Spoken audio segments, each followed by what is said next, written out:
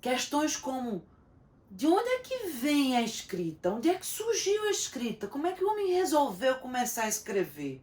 Né? Onde é que acontece essa separação da pré-história da história?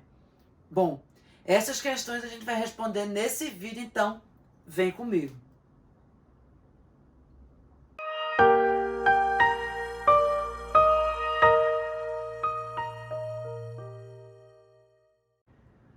Olá, gente, meu nome é Marina Claudino. Hoje a gente vai falar um pouquinho sobre Mesopotâmia.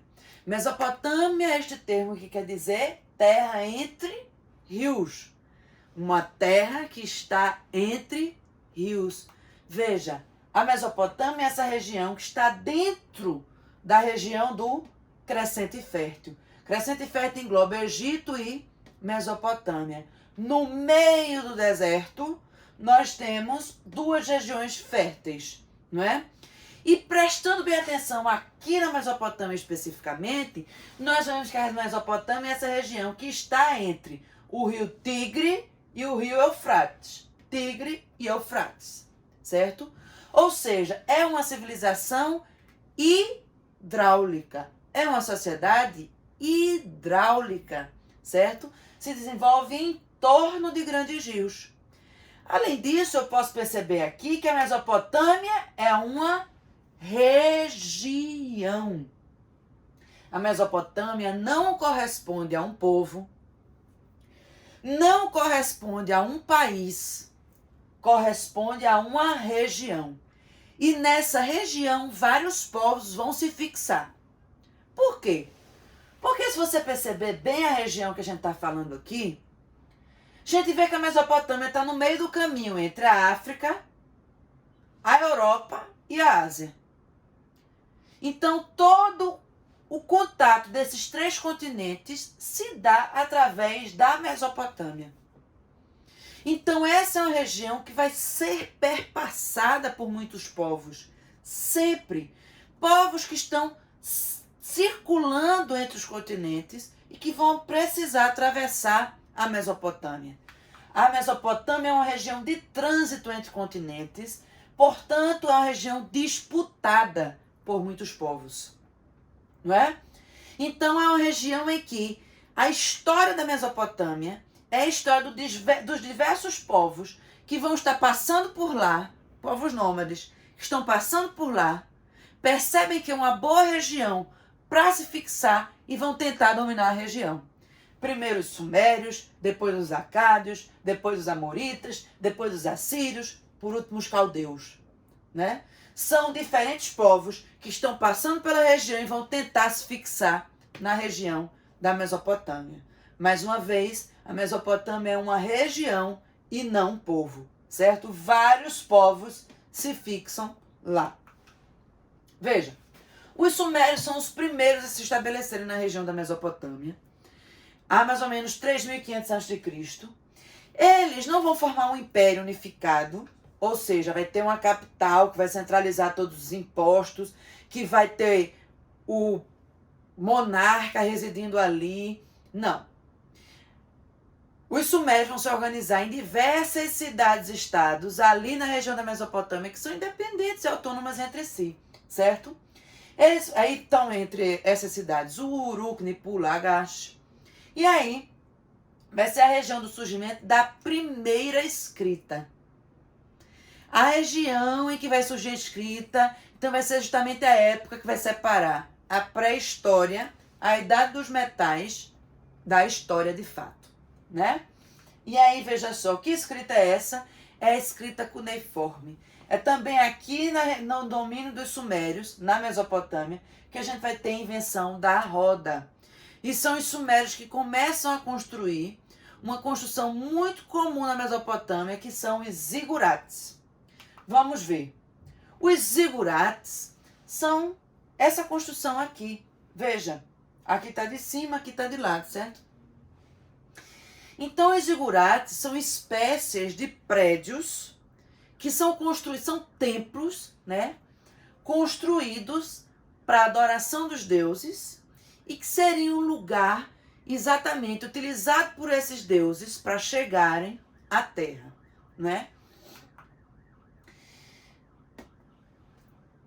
escrita cuneiforme é essa escrita assim, cunhada, certo? Em uma tábua de argila, e eu vou marcar os símbolos nessa argila mole que vai endurecer, certo? Lembrando que aqui esses zigurates, eles não são como no Egito, como as pirâmides do Egito, que são túmulos. Os zigurates são templos, beleza? Bom, e aí, depois dos sumérios, nós temos um domínio de um outro povo. Que aí vem os acádios, estão passando por ali, encontram os sumérios na região da Mesopotâmia, vão se organizar para lutar contra os sumérios, conseguem dominá-los, certo? E aí a gente vai ter naquela região o período de domínio dos acádios, não é? O que é que os sumérios vão fazer tão importante? São os primeiros a centralizarem o poder na Mesopotâmia. É a primeira vez que vai haver um império na Mesopotâmia. É o primeiro império mesopotâmico. Depois disso, né, a gente vai ter vários outros impérios com poder centralizado. Lembrem-se que os sumérios vão ter cidades e estados independentes. Beleza? Bom, os amoritas são um povo que segue os acádios, certo? E aí nós temos os amoritas que vão liderar o primeiro Império Babilônico. Gente, amorita, Império Babilônico, o Império Babilônico era para ser o povo babilônio ou babilônico? Não, porque Império Babilônico, tem esta nomenclatura, porque a capital do império é a cidade da Babilônia, certo? E aí, o que é que de importante o que é que acontece? Qual é o registro mais importante que a gente tem desse período? O Código de Hammurabi. O primeiro código de leis escrito da história da humanidade. É a primeira vez que as pessoas têm ideia de escrever uma lei, é aqui. Quer dizer que os amoritas eram bem evoluídos, eles foram precursores dos direitos humanos. Veja, o Código de Hammurabi é bastante primitivo, punitivista, é baseado na lei do olho por olho, dedo por dentro, o princípio de Talião, certo? A pena deve ser igual ao dolo, né? Entretanto, qual é a importância desse código? É a primeira vez que a gente escreve uma lei. E qual é a importância de escrever uma lei? Seguridade jurídica. Agora eu tenho uma tábua que está escrita a lei. Olha, quem fizer isto, quem cometer este crime, vai ter esta punição. Tem punições diferentes para grupos diferentes de pessoas? Tem. Mas o julgamento vai se tornar mais seguro. Ele não vai variar tanto de uma pessoa para outra dentro do mesmo grupo. Porque o juiz teve simpatia, porque o juiz tem amizade, porque o juiz quer dar um privilégio àquela pessoa. Entende? Mas não é um código baseado em igualdade, em humanidade, nada disso. A importância dele é ser escrito e dar mais seguridade jurídica. Beleza? Bom, e aí, esse trechinho do início do código, do código de Hammurabi, que diz assim: por esse tempo, Anu e Bel, deuses, me chamaram, e a mim, Hammurabi, o excelso príncipe, o adorador dos deuses, ou seja, os deuses me chamaram. Eu, que sou Hammurabi, o adorador dos deuses, o patesir. Veja, isso aqui me dá um indício que é muito importante de ser destacado. Enquanto no Egito o faraó era considerado uma divindade, ele era a encarnação de Amon-Ra, era o filho de Amon-Ra na terra. Aqui, na Mesopotâmia, o monarca, que aqui é chamado de Patesi, ele não é considerado um deus, mas um representante dos deuses, certo? E aí veja, por esse tempo Anu e Bel me chamaram, a mim Hammurabi, o excelso príncipe, o adorador dos deuses e não Deus, certo? Para implantar a justiça na terra. para destruir os maus e o mal, para prevenir a opressão do fraco pelo forte, para iluminar o mundo e propiciar o bem-estar do povo. Então, a instauração desse Código de Hammurabi vai ser muito importante para que, veja, a lei brota de quem? Dos deuses. É expressa por quem? Pelo rei. Então, é a vontade do rei se materializando na lei escrita. Vai ser fundamental para que a vontade do rei se consolide fundamentalmente. O rei que aqui é chamado de Patesi, ok? Veja só. O Império Assírio segue o primeiro Império Babilônico, certo? E aí, o Império Assírio, veja, eu já falei dos assírios lá no Egito, que dominam o Egito, lembram-se? Mais ou menos na mesma época.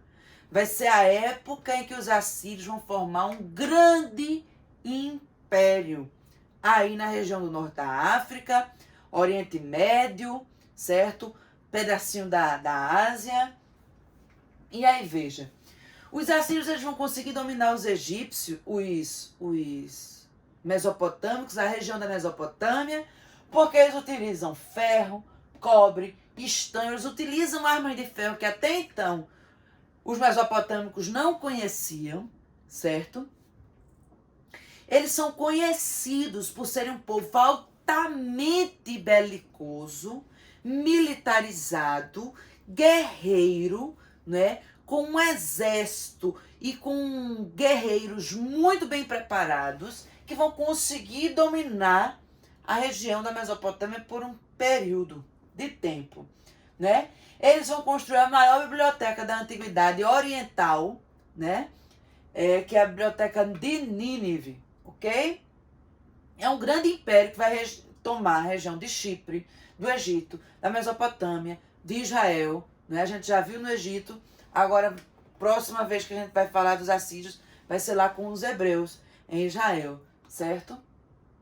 Bom, e os caldeus? Os caldeus vão ser responsáveis pelo segundo Império Babilônico, né? Veja, o primeiro Império Babilônico foram os amoritas. Os caldeus agora, por que os caldeus? Porque vão eleger a cidade de Babilônia como a capital, certo? E qual é o grande feito do segundo Império Babilônico? Os jardins suspensos da Babilônia e o zigurate de Babel. Babel, aquela torre lá da Bíblia, de fato existiu, né? Mas foi um zigurate erguido para o deus Marduk, certo? E os jardins suspensos da Babilônia demonstram o poder deste reino, o poder deste império. Veja, eu construo prédios e construo jardins nos seus telhados. Isso é muito impressionante para a época, certo? Bom, e aí, como é a organização social como um todo da Mesopotâmia?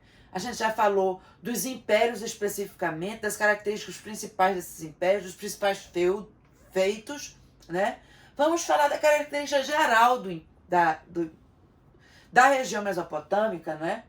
Então, nós temos na região mesopotâmica reis, cidades muito fortes, que têm uma certa autonomia política entre elas, são as cidades-estado, certo?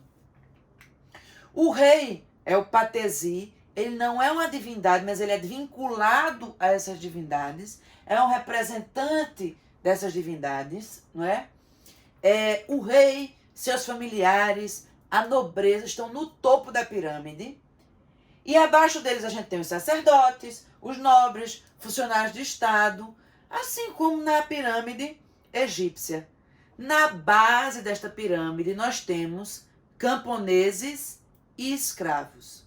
Mas, sobretudo, esses camponeses, que são os servos, são a maior parte da população.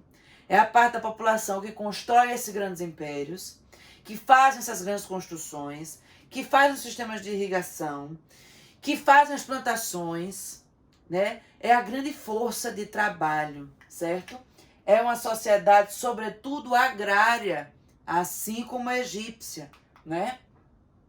A religião, ela é politeísta, Eu tenho deuses que ora são animais, ora são forças da natureza, e isso é muito natural. De todas essas civilizações, dessas primeiras civilizações, associar deuses a forças da natureza, porque eu não sei explicar o sol, a chuva, o vento, a tempestade, e eu vou criando divindades, e assim eu explico isso, mesmo que não racionalmente, né? Há uma crença na vida após a morte, mas é diferente da egípcia. Porque no Egito eu faço a tumba grandiosa, eu mumifico o corpo do faraó para que ele possa voltar à vida, não é? Lá não. Eu construo uma tumba grandiosa, né? Mas não é pirâmide, mas são tumbas bem relevantes. Coloco muitas joias lá dentro, muitas riquezas lá dentro. Mas o meu objetivo não é que ele volte à vida com pompa e circunstância. O meu objetivo é que ele fique lá no mundo dos mortos e não precise voltar, né? Então há um mundo paralelo que é o mundo dos mortos, que as pessoas vão e que eu não quero que elas voltem, certo?